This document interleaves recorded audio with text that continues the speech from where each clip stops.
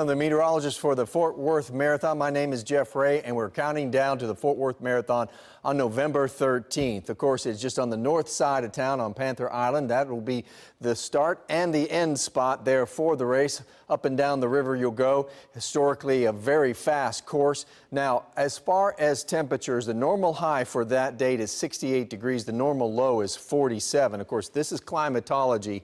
Climate's what you expect. Weather is what you get. Now, over the last 10 years, look at morning lows because the race, obviously a morning start, and you can see that if the normal low is 47, only 3 times in the last 10 years have we been above that mark. Most of the time we've been below. In fact, if you look at these numbers back in 2014, just 2 years ago in 2013, it actually was below freezing on this date. So we'll have to keep an eye on the forecast as we approach it. It is just a time of year when we get a lot of extremes. In 2011, the high that day was 84 degrees. That's actually the third warmest November 13th on record.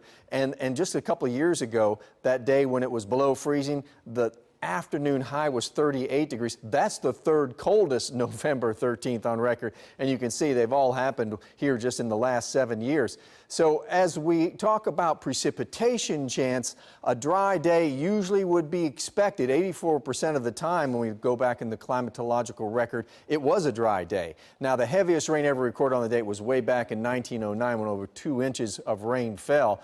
But believe it or not, there is even a chance of snow on that day. It's only a 4% chance. There's only been measurable snow once. That was in 2014, what was it, 1976. We had 4.7 inches of snow. That's the biggest snow on record, both for that date and for the whole month of November. But the last time we had a trace of snow on that date was on 2014 on that very cold morning. So we can get all sorts of weather here in mid-November. Well, we're still pretty far away from the race, so it's difficult really this far out to give you any kind of prediction of the weather, but we do have some models that run out a couple of months, and I'm using one of those right now. And this is the weather pattern it suggests in that 5-day period around the race.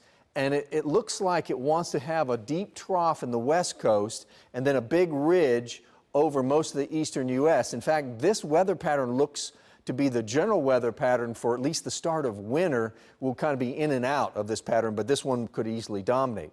So if this is the case, if this is the weather pattern going into that week of the race, we would expect above normal temperatures. The cold temperatures would be off to the west.